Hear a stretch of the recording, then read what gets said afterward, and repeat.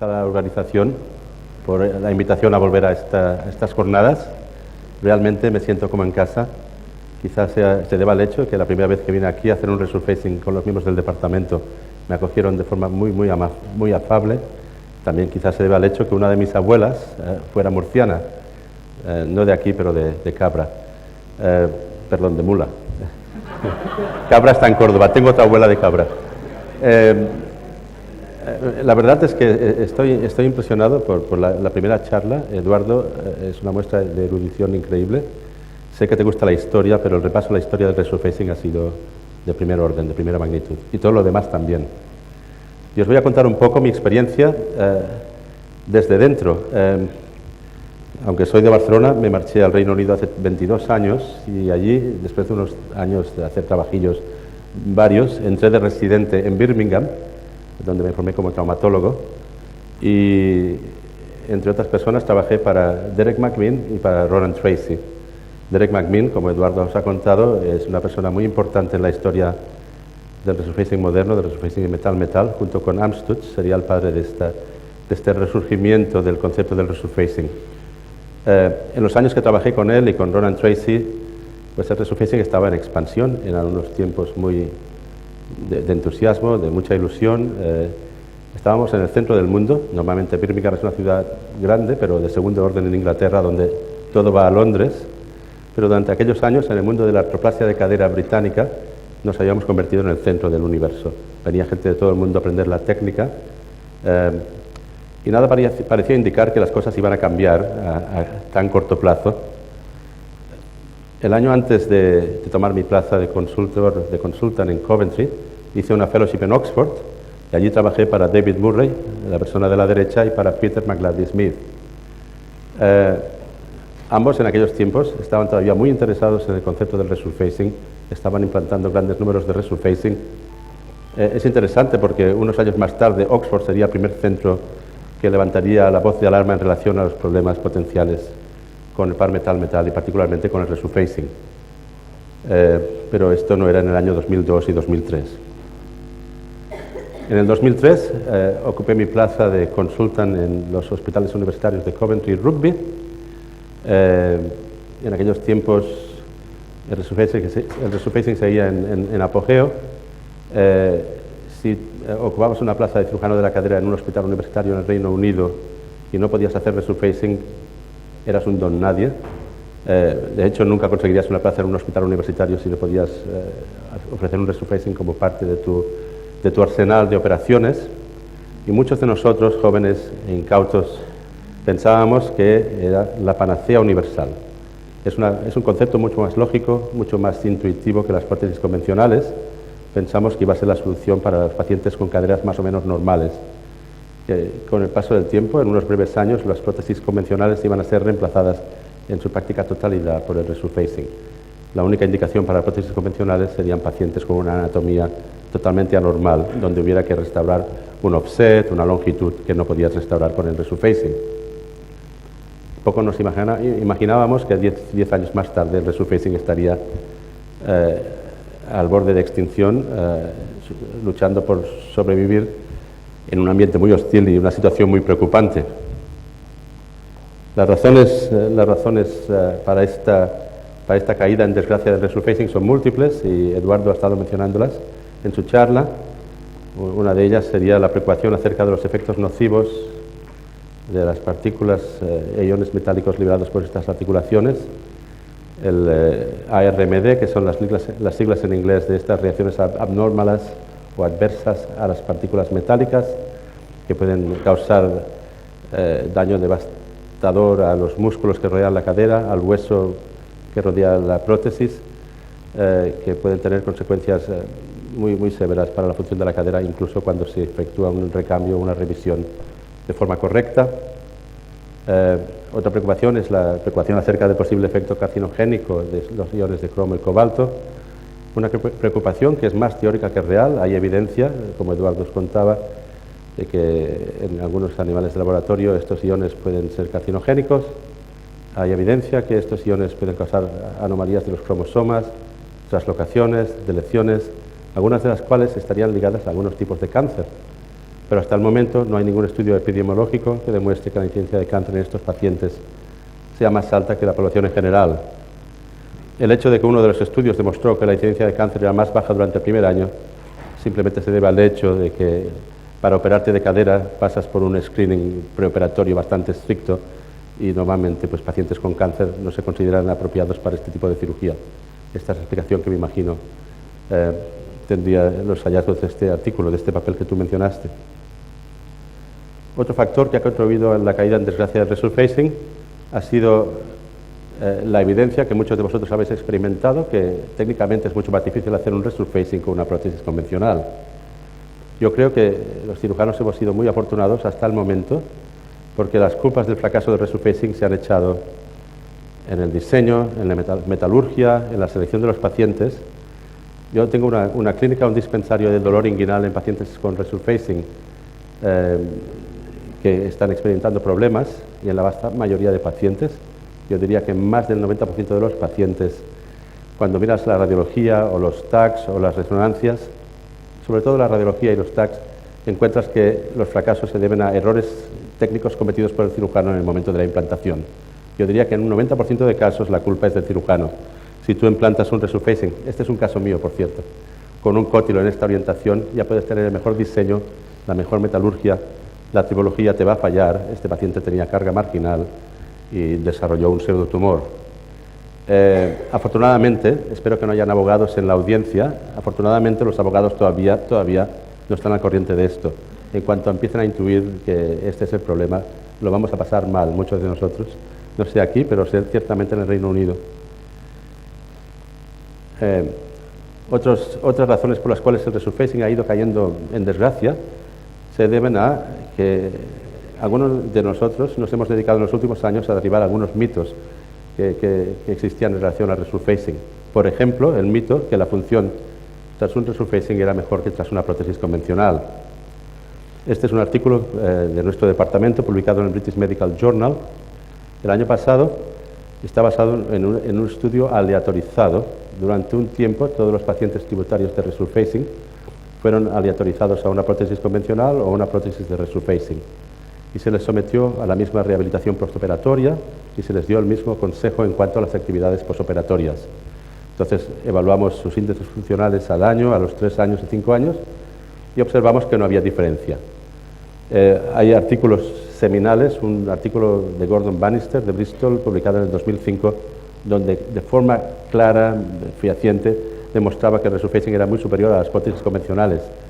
Si alguien de ustedes ha leído este artículo, observaréis que, entre otras cosas, ya de entrada, y lo reconocían en la discusión, les ofrecían un consejo postoperatorio diferente a los pacientes con prótesis convencionales, a los que se decía no corra, no haga deporte, no haga esto, no haga lo...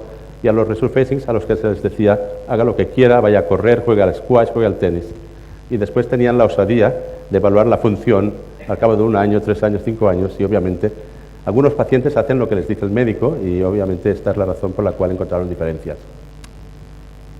Otro mito en relación al resurfacing, cuando yo empecé, era que podías hacer un resurfacing y si algo andaba mal, podías recambiarlo a una prótesis convencional y la función sería tan buena como la de una prótesis primaria de cadera. Y esto pues es una tontería como la copa de un pino. Esto presentó uno de mis residentes en la EFORT en Copenhague el año 2011, todavía está intentando acabar el artículo. Es obvio que depende de cuál es la causa de la revisión. Aquí tienen un gráfico mostrando que si la revisión se ha hecho por ARMD, estas reacciones adversas a las partículas metálicas, cuando los músculos han sido destruidos, pues aunque hagas una operación impecable, la función va a estar comprometida. Y la media del Oxford Hip Score para pacientes post-revisión es mucho peor que la media del Oxford Hip Score para nuestras prótesis primarias. La diferencia es estadísticamente significativa. Así las cosas, pues no es de extrañar que el resurfacing esté donde está en estos momentos. En el año de máximo apogeo, en el Reino Unido, en el año 2006, representaba el 10% de todas las prótesis primarias implantadas en el Reino Unido.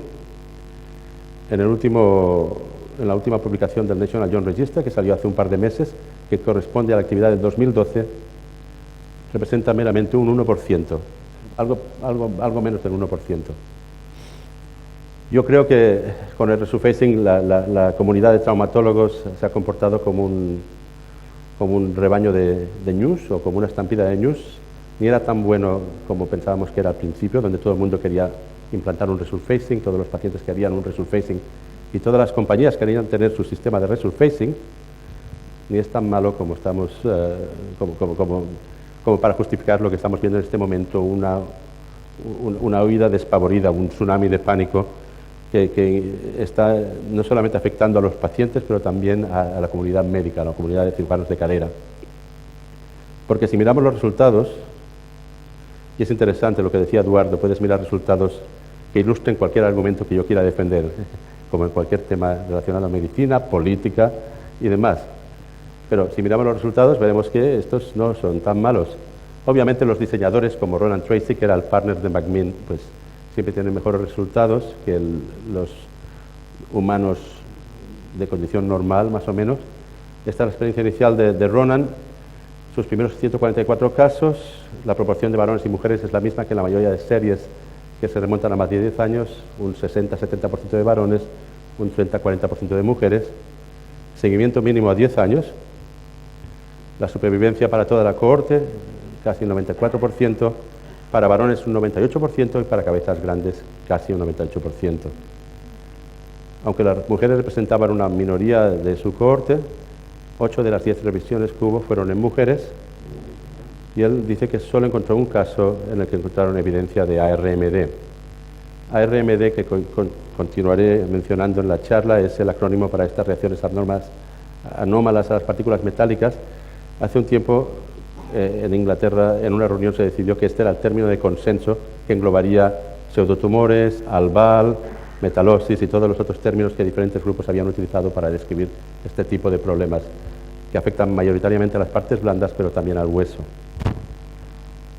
La conclusión de Roland Tracy es que cabezas de pequeño tamaño y pacientes de sexo femenino tendrían un mayor riesgo de recambio. ¿Qué dicen los grupos independientes? Andrew Shimen es una persona que goza de mucho prestigio en el mundo anglosajón, es australiano, está muy vinculado al registro de atroplasias australiano, y esta es la experiencia inicial de su grupo. Los cirujanos australianos trabajan en grupos, en pequeñas surgeries le llaman, y se ayudan unos a otros y se cubren unos a otros. Esta es la experiencia inicial de su grupo de 3 cirujanos, 230 Birminghams, la misma proporción de varones y mujeres, seguimiento mínimo a 10 años, supervivencia en mujeres algo menos del 90%, en varones cerca del 98%. El riesgo de recambio en mujeres es 1.4 veces más alto que en varones. Y lo que observaron es que por cada milímetro que se incrementaba el tamaño del componente femoral, el riesgo de recambio, de fracaso, se reducía en cerca de un 20%. Y una vez más, concluyeron que cabezas de pequeño tamaño y pacientes de sexo femenino tenían un mayor riesgo de fracaso. Esta sería la representación gráfica de sus hallazgos. Aún más importante es este estudio que Eduardo mencionó, que viene de Oxford, publicado el año pasado, con un seguimiento medio de 8 años. Es un seguimiento algo más breve que el de Tracy o el de Shimen. Es muy relevante este estudio porque, como os dije antes, el grupo de Oxford fue el primer grupo que levantó la voz de alarma en relación al resurfacing, diciendo que algo andaba mal. Y McMinn se lo tomó muy mal. McMinn acabó acusando a Oxford que la razón por la cual Oxford tenía tantos problemas con el resurfacing se debía a que sus cirujanos eran bisoños. Yo he sido un fellow en Oxford y entiendo hasta cierto punto lo que McMinn decía. Yo me encontré un poco con las lealtades divididas. Había sido residente de McMinn, fellow en Oxford, y mis 2 antiguos jefes estaban intercambiando insultos de una forma muy educada, muy británica, con una sonrisa profident, pero realmente se veía que el odio era mucho más de lo que mostraban. Como podéis ver, está la experiencia de 4 cirujanos de staff, lo que serían consultants, que es lo equivalente a un adjunto, un jefe clínico, pero 26 cirujanos en formación. Estos no son residentes de primer año, pero son residentes de últimos años y fellows que vienen de todo el mundo a aprender la técnica. O sea que quizá McMinn sí que tenía razón, que los estándares de la cirugía hecha en Oxford no eran del mismo nivel que la cirugía que él ofrecía. El número de pacientes es bastante grande, la proporción de varones y mujeres es la misma. La supervivencia en mujeres era del 74% solamente. en varones del 95%.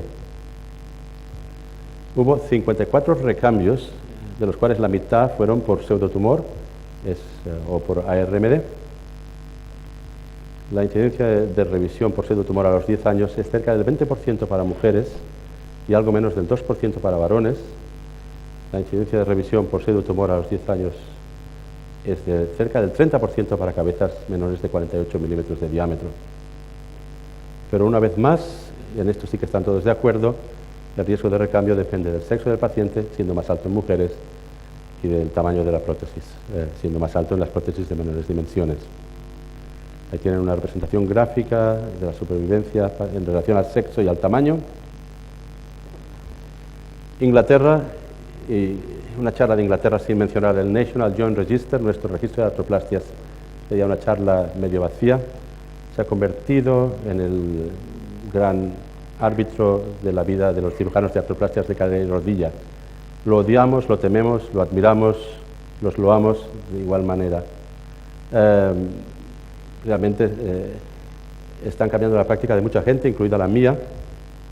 El National Joint Register comenzó en el año 2003. O sea, este año está celebrando su 10º aniversario.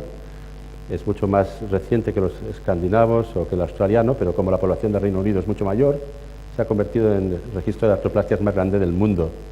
Tenemos en este momento 1.3 millones de pacientes registrados en nuestro banco de datos.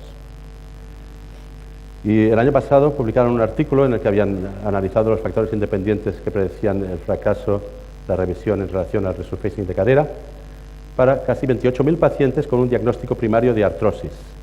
Y ojo al tanto, pues no es cualquier diagnóstico, sino artrosis, que son los pacientes que normalmente funcionan o tienen mejores resultados cuando reciben un resurfacing.